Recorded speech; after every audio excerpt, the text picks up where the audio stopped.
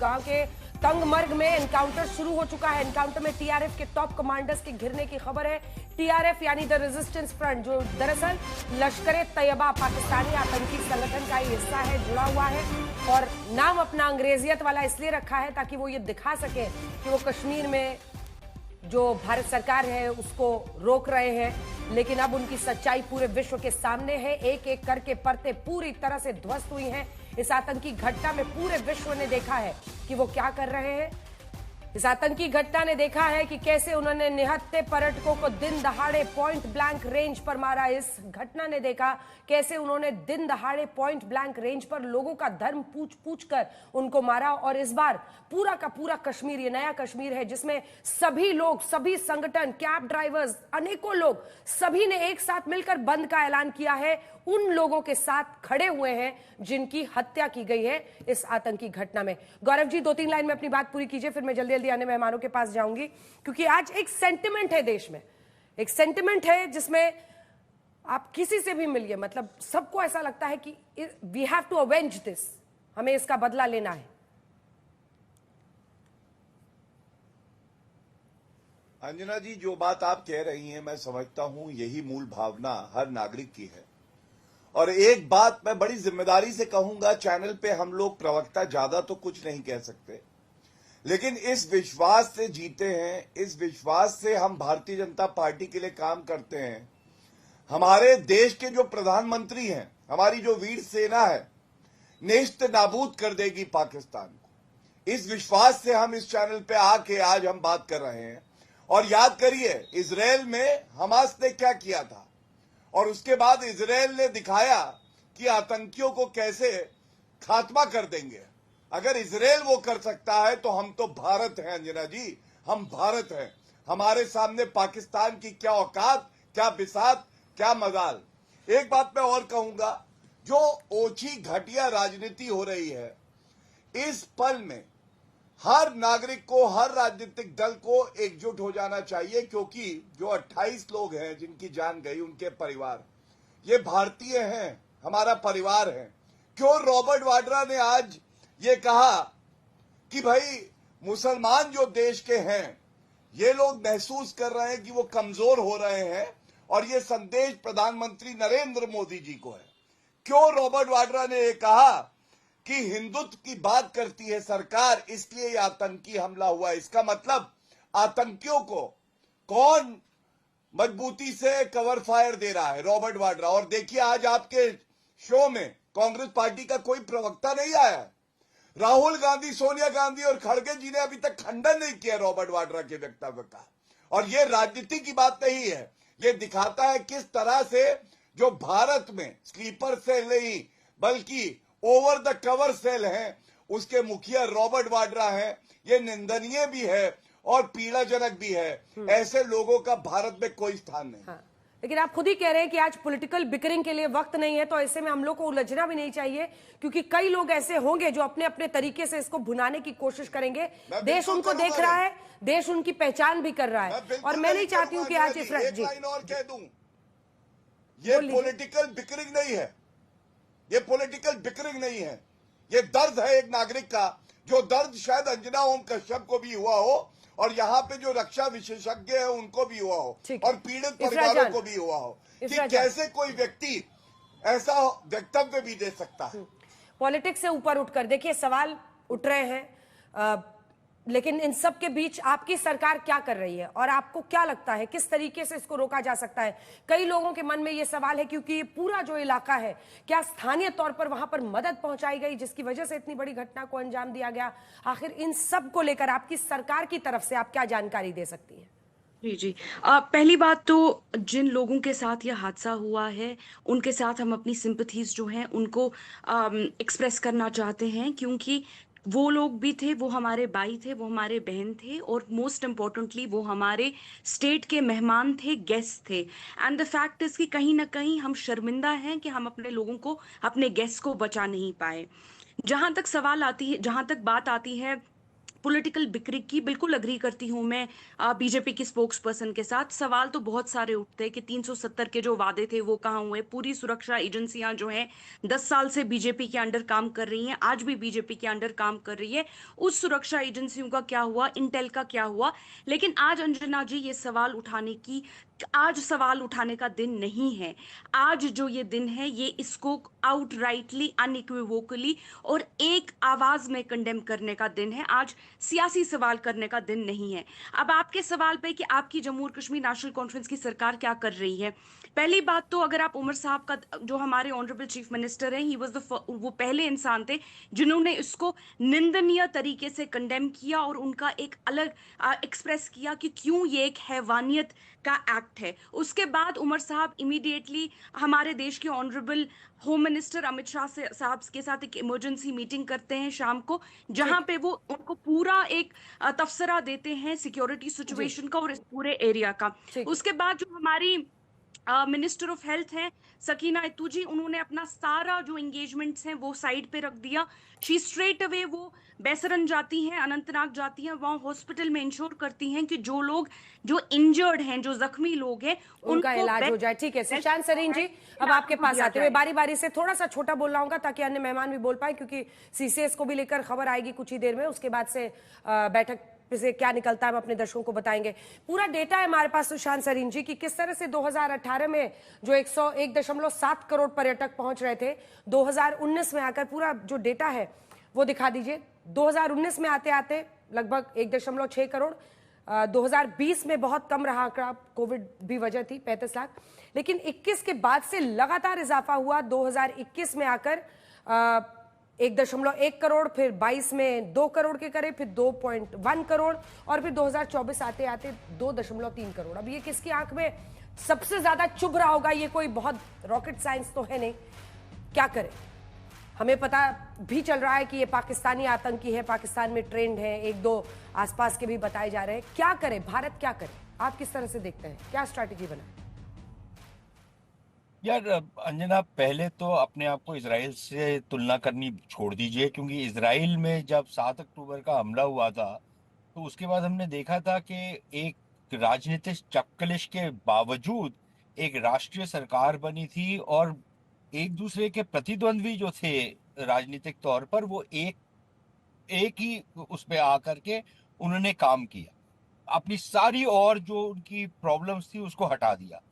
हमारे यहाँ पर तो अब ये हो गया है कि एक ऐसी पार्टी जो उभर करके आई है, जो एक नई मुस्लिम लीग बन रही है और जिन्ना के असली उत्तराधिकारी उसमें आ गए हैं, तो अब उसका तो कुछ नहीं किया जा सकता ना। तो अब हमारे यहाँ तो इतना एक एक बंटवारा सा हो ही चुका है, और एक नेशनल पार्टी जब मुस्लिम लीग वाला बिहेवियर शुरू कर दे तो फिर उसका क्या बोला जा सकता है। तो एक तो मैं इसराइल से तो तुलना नहीं करूंगा। दूसरी चीज ये कि इसराइल और फिलिस्तीन के बीच में जो एक पावर गैप है वो भारत और पाकिस्तान के बीच में नहीं है। अब अपना भाटिया साहब जो मर्जी बोलते रहे, लेकिन फैक्ट ये है कि पिछले कई वर्षों में हम लोग अक्सर ये बोलते रहते थे कि हमारी डिफेंस प्रिपेयर्डनेस को और पुख्ता करने की जरूरत है। हमने उस लिहाज से नहीं की।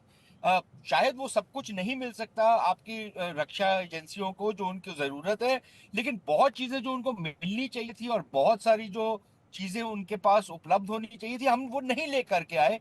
कई बारी 10-10 साल लग जाते हैं। कुछ इंप्रूवमेंट्स हुई है, लेकिन जिस लेवल पे होनी चाहिए थी वो नहीं हुई। अब ये सब तो हमारे को पता है। तीसरी बात अब ये है कि अब आगे क्या करना है। देखिए, ये कोई नई बात तो है नहीं, कोई नया हादसा भी नहीं है, और हमारे को एक्सपेक्ट करना चाहिए था कि एक बड़ा हाई प्रोफाइल विजिट हो रहा है।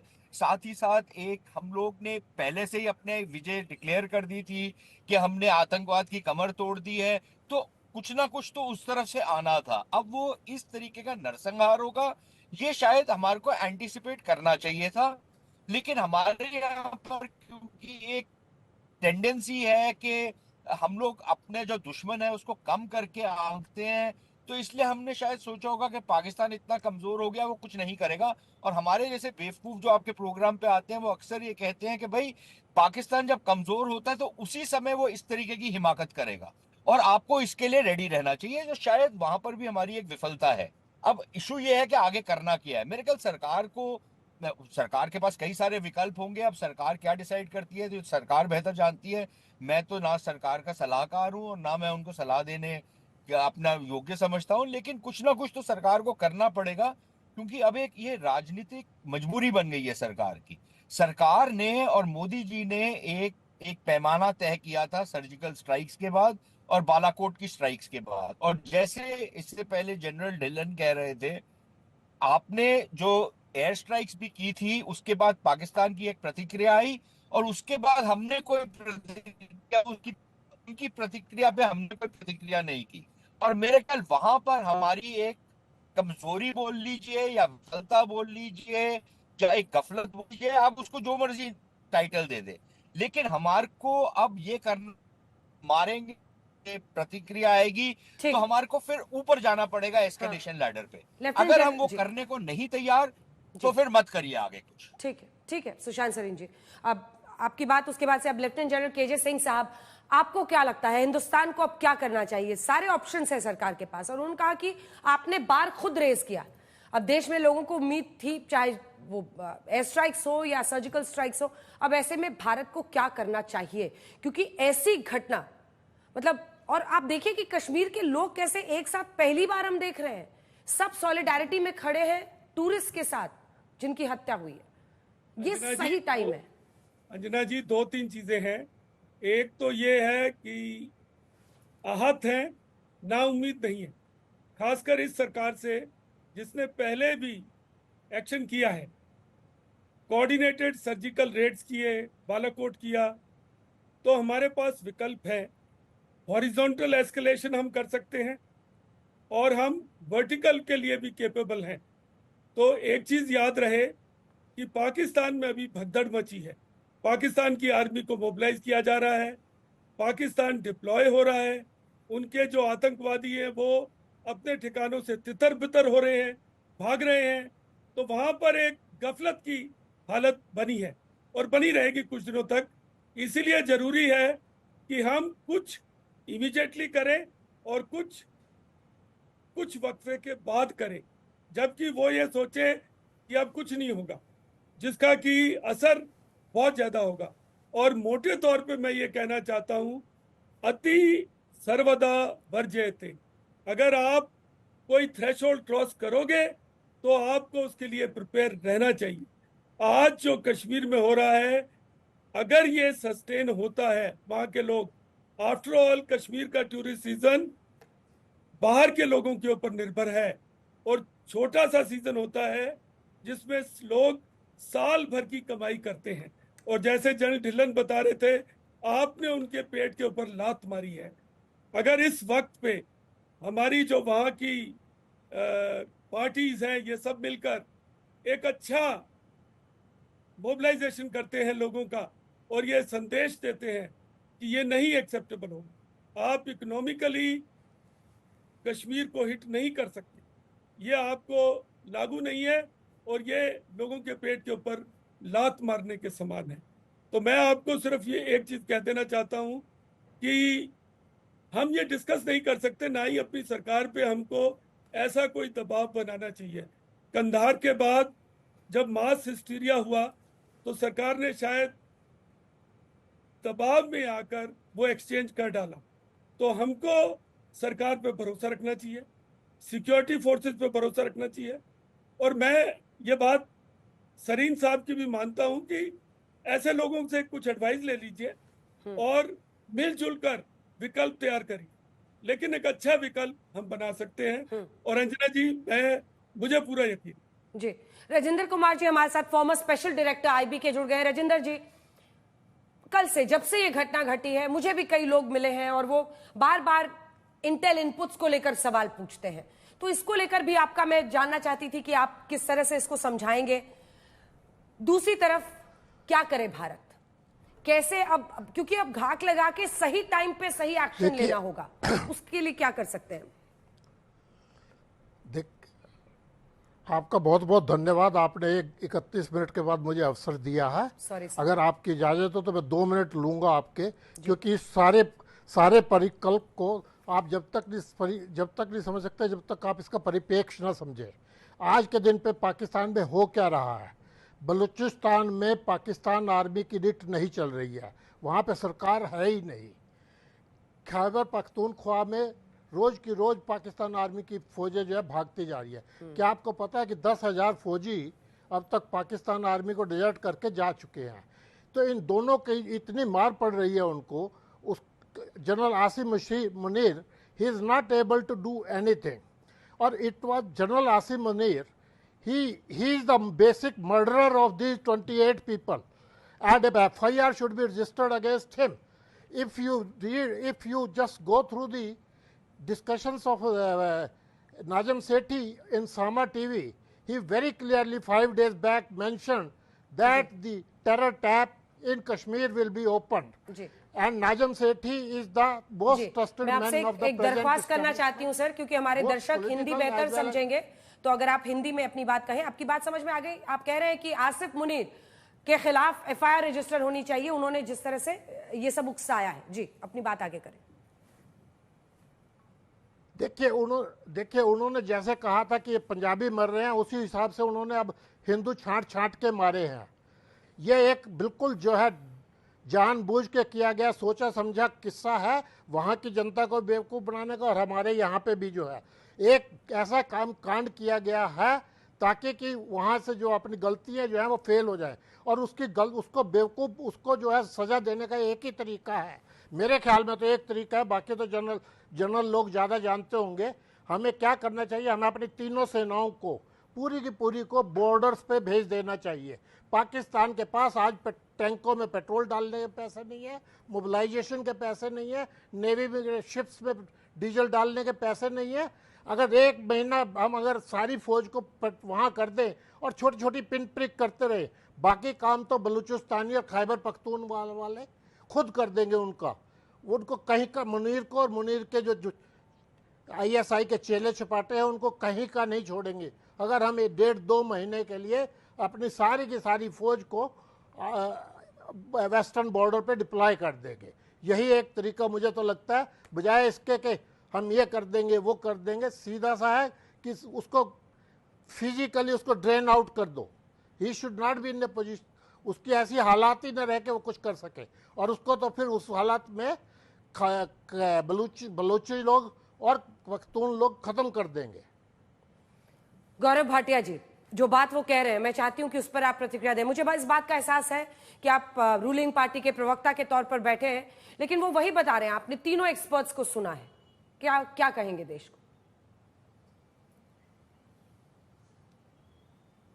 देखिए, सबसे पहले तो तीनों जो एक्सपर्ट बैठे हैं मैं उनका बहुत सम्मान करता हूं, और वो जो कह रहे हैं वो एक्सपर्ट के तौर पे भी कह रहे हैं और भारतीय नागरिक होने के तौर पे भी कह रहे हैं। मैं एक बात जरूर कहूंगा कि जो उम्मीद है भारत की, उस उम्मीद पे खरा उतरेंगे देश के प्रधानमंत्री नरेंद्र मोदी जी और हमारी वीर सेना। इसी विश्वास से मैं आपके चैनल पे बैठा हूं अंजना जी। और हां, आज ओछी घटिया राजनीति नहीं करूंगा, बिल्कुल कोई ऐसा शब्द नहीं कहूंगा जिससे हमारी कमजोरी सामने आए। यहां नेशनल कॉन्फ्रेंस की प्रवक्ता आरोप लगा रही थी, मैं इतना ही कहूंगा। देखिए, सुशांत जी ने भी एक बात उठाई, उसका उत्तर देता हूं और बहुत सम्मान के साथ देता हूं। क्या बदला है? ये बदला है कि आज भारत के पास राफेल है, S-400 मिसाइल सिस्टम है, अपाचे है, चिनूक है, और जवानों के पास बुलेट प्रूफ जैकेट नहीं होती थी, DSDBO का ब्रिज नहीं था। नरेंद्र मोदी जी की सरकार ने सुनिश्चित किया है हमारी सेना को हर वो जो उसकी जरूरत हो वो पूरी करी जाए। और इसलिए मुझे विश्वास है कि पाकिस्तान हो चाहे कोई और देश हो, अगर ये मिल भी जाए तो भारत की सेना का सामना नहीं कर सकते हैं। हाँ, और एक बात मैं और कह दूं, देखिए, धर्म के आधार पे हिंदुओं को मारा गया है, उनका धर्म पूछा गया और उसके बाद कहा गया कि अपनी पैंट उतारो और कहा गया कलमा पढ़ो।